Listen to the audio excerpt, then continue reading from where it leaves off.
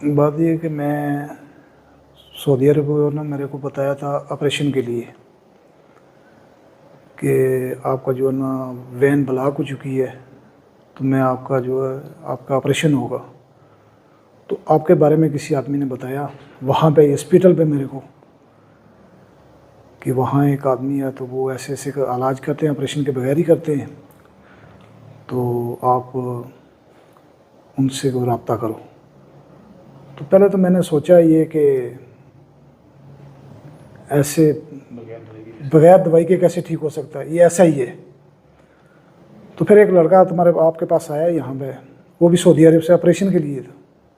तो उसने ऐसा किया कि पहले आपके पास आया तो आपने उसका एक सेक्शन जो पहले दिन का किया तो वो ठीक हो गया। तो आपने दोबारा उसको 20 दिन के बाद फिर बुलाया था, लेकिन वो आपके पास नहीं आया, वो ठीक हो गया, भाग के उधर चला गया। उन्होंने कहा मेरे को ज़रूरत नहीं है। तो अल्हम्दुलिल्लाह के कल मैं व्हील चेयर पर आया था, तो कल से आपके पास जितने भी सेक्शन हुए हैं, आज मैं 100 में तकरीबन 70% मैं बेहतर समझ रहा हूँ। तो उम्मीद है कि मैं अल्हम्दुलिल्लाह बेहतर हो जाऊँगा, नेक्स्ट भी बेहतर हो जाऊँगा। और बहुत अच्छा इलाज है, और हॉस्पिटल या दवाई के लिए जाने से बेहतर ये है कि ये इलाज करवाएं।